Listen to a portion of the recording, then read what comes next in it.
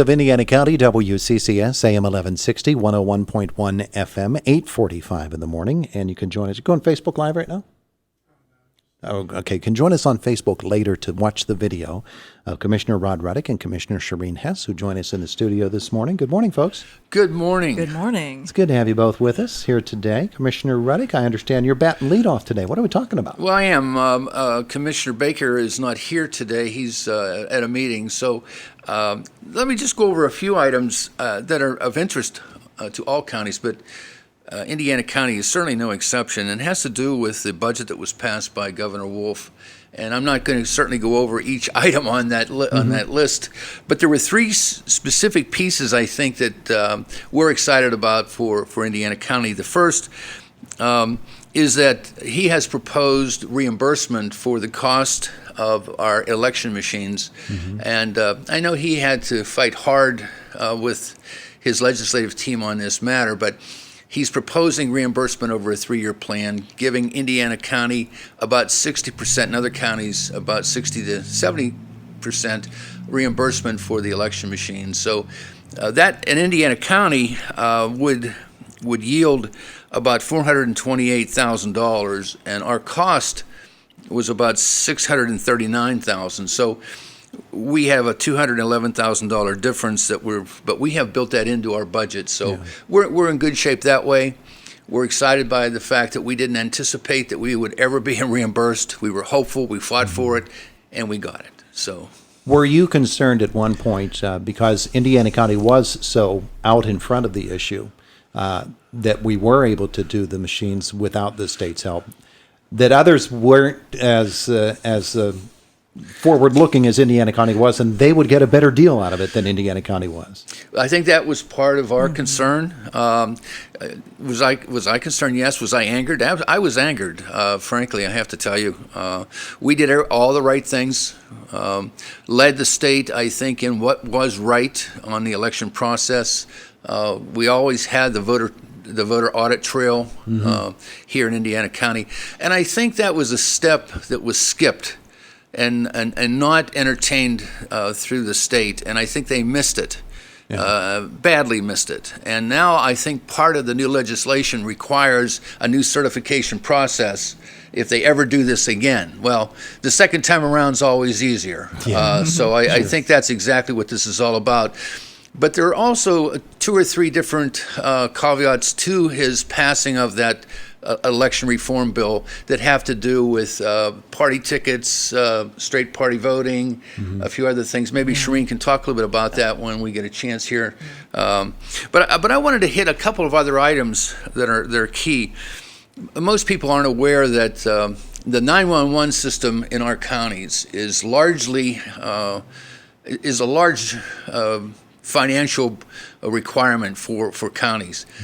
We have been reimbursed through the years through a reauthorization of 911 servicing, and that's because the state has always come up and said, we'll reimburse you for much of your costs. We were concerned that was not going to happen this year, but they did pass a 4.5-year budget authorization requirement, which will save us considerably in terms of operational costs that will not need to be passed on to our citizens of the county. So that's exciting. The third item was the restoration of the impact fee. And in fact, there's been a lot of dialogue going on whether there should be a severance tax, for gas. But we have been fighting hard to maintain the impact fee because it has a direct connection financially to our municipalities.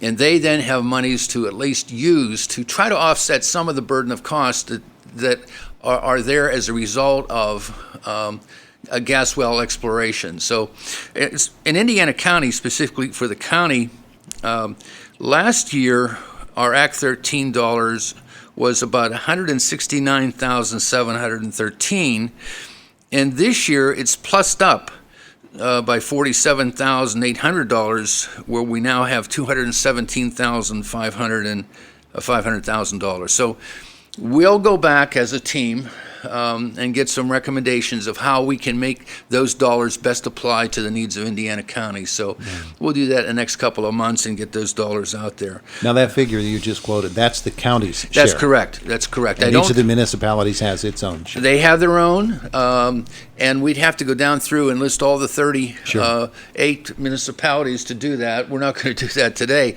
In fact, I have not reviewed it as closely as I'd like to. We were just anxious to get our share because we find that there's some programs, particularly in the human services area, that we need to make sure we are providing service to those in need. So. And the last item I have is non-budget related, but this is sort of a sad news for Indiana County. Those who are veterans in Indiana County might understand.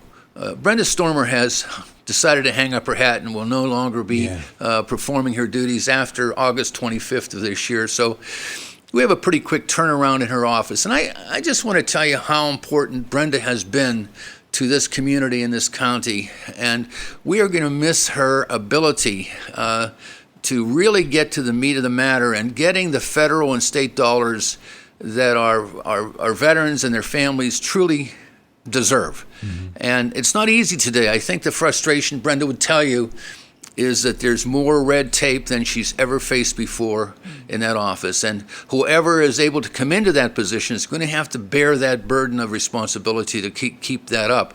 And I mention this, if anyone has an interest in serving in that position in Indiana County, we certainly would welcome an application to see if we could find a way to make it work.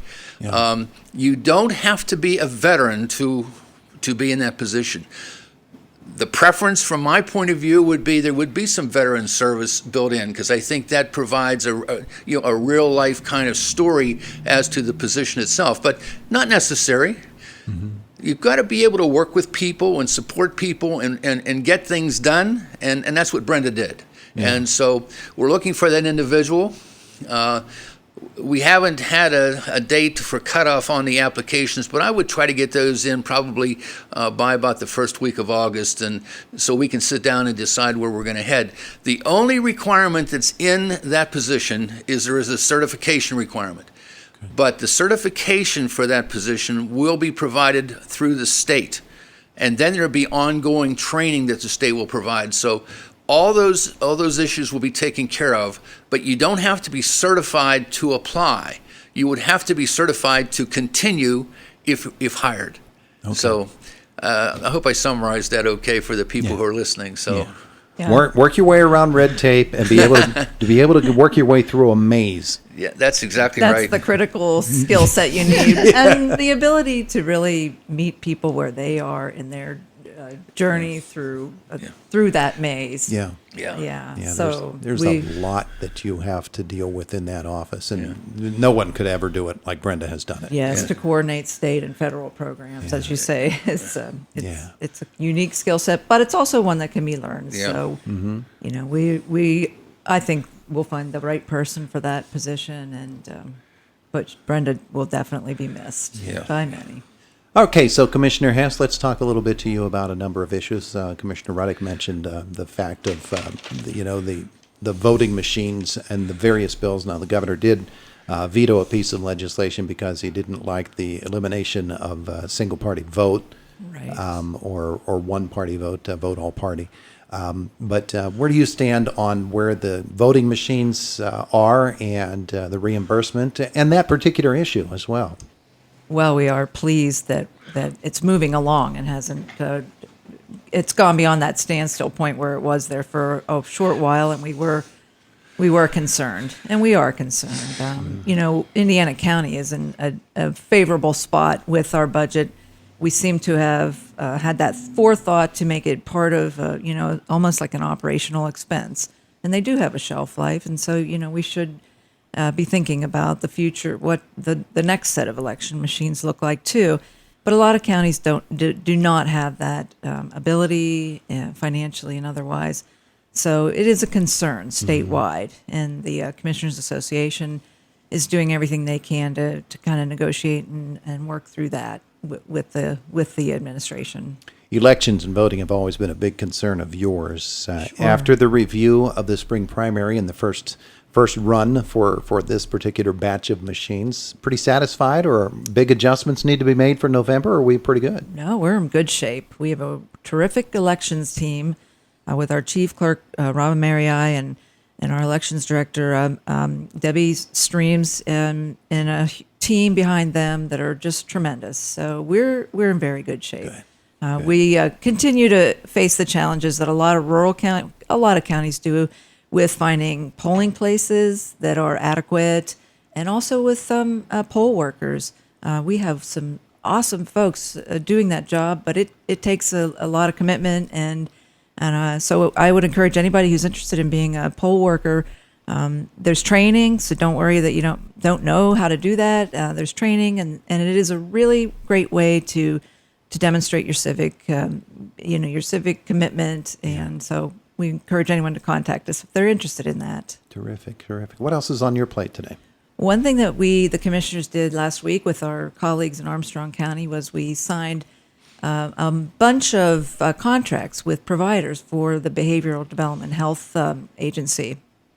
Tammy Calderon's team held what is basically a public meeting to do that, and we learned about all of the providers that are providing mental health and services for intellectually disabled folks out there. And one thing that we're still a little concerned about is what they call the Health Choices carve out for behavioral health. This is a model that would replace what we do with the county run model right now, which does offer a lot of flexibility for consumers.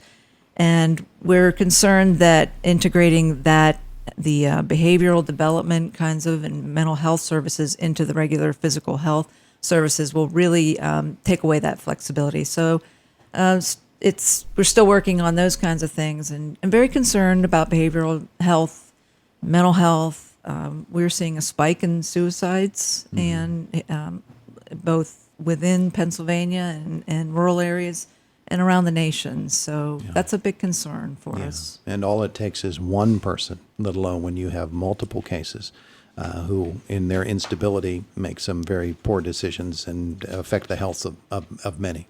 So true. It's just a complicated thing, and obviously we need to look at it more. We need to examine what's going on, and again, trying to meet people where they are on that journey. And it is hard, and it is more than exasperating and very sad. And so, we just want folks to know that, the commissioners are concerned about that, and we have a great team of folks. It's not for people for lack of working on this. It's just that there are many variables that are hard to get your arms around. Yeah. Every spider has a bunch of legs. Yes. All right. So very good. Anything else you need to bring up for our listeners Oh, today? I know. Concerning the budget, and the legislature and the administration passed the first Pennsylvania agriculture farm bill, and that's going to offer some nice programs for our agricultural producers. And we'll know more about it later, but we're really pleased about that. Yeah. That's a real focus and a necessary focus on agriculture, and with some money behind it. Yeah. So pleased about that. And it's interesting you say that, because all of the issues that Indiana County has seem to go back and have an effect on agriculture. Yep. And agriculture affects them as well. The broadband issue, so many municipal Yes. water issues, sewage, Yeah. all of those things, runoff. True. That all has an effect when it comes That to land agriculture. use, yeah, for sure. And All of then that. the economies. I mean, ag is an economic driver. Sometimes we don't know it because our farmers just go about doing those jobs with little fanfare, but they are out there working hard, and we want them to know we're behind them. There you go. So everybody And- turn out and help make hay today. Yeah, right on. Yeah, this is a good day for it. Yeah. All right, folks. Well, we appreciate you coming by to visit with us today. Thank you for allowing us to come in. Thank Todd. you. Appreciate it much. It is the voice of Indiana County, WCCS, AM 1160 and 101.1 FM.